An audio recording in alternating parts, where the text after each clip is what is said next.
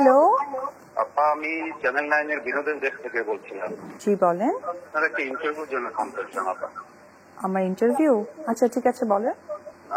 আপা, কিছু প্রশ্ন ছিল আপনার কাছে।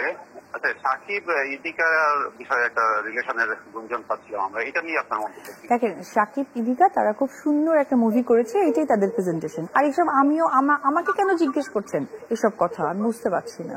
এটা আসলে আমার কথা না, এটা দর্শক জানতে চাই, সেই কারণে আমি জিজ্ঞাসা করছি। দর্শকের তো অনেক কিছু জানার আছে। একটা গুজব আছে এখন, সেটা হচ্ছে আপনি দ্বিতীয় বিয়ে করতে যাচ্ছেন, সেটা সত্যি আসলে? কি ফালতু কথা, মানে আমি কেন দ্বিতীয় বিয়ে করতে যাব? একটা মানুষের কতবার বিয়ে হয়, আমাকে কেন? ঠিক আছে।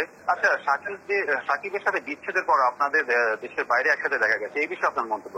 দেখেন, এই বিষয়ে মন্তব্য কেন থাকবে? এই বিষয়ে মন্তব্য করার কিছু নেই। আমাদের কি হয়েছে না হয়েছে আপনারা দেখেছেন। আচ্ছা ঠিক আছে। আচ্ছা, আরেকটা বিষয় আপনার মন্তব্য আছে, সেটা হচ্ছে সাকিব খানের সাথে নাকি বুবলির আইনি বিচ্ছেদ হয়নি, এরকম একটা নিউজ আমাদের পত্রিকায় দিয়েছে। বুঝলাম না, আপনি বিনোদন সাংবাদিকতা করেন, মানে ব্যক্তি সাংবাদিকতা করেন নাকি, আমি বুঝতে পারলাম না। আচ্ছা ঠিক আছে আপা। স্কিপ করেন, আমার আসলে একদমই শুনতে ভালো লাগছে না। আমি আসলে আপনার কথাই খুবই বিরক্ত হচ্ছি, আপনি মাইন্ড করেন না।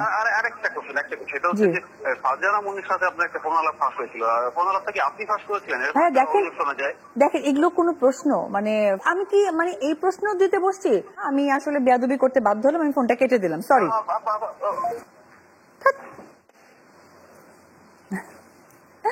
আসলে দর্শক, আমাকে নিয়ে আপনাদের অনেক প্রশ্নই আছে, আর এই সমস্ত প্রশ্নের উত্তর দিতে আমি অপু বিশ্বাস থাকবো মেরি মিল্ক সোপবার নিবেদিত অপুর ভালোবাসা ডায়েরি প্রোগ্রামে। আপনারা অবশ্যই ঈদের দিন থেকে টানার 7 দিন চোখ রাখবেন চ্যানেল 9 এর পর্দায়, ঠিক 12:30টায়। কারণ 12:30টায় আমি থাকবো, আমার ভালোবাসার গল্প থাকবে, সাথে আমার ভালোবাসার সিনেমাগুলো।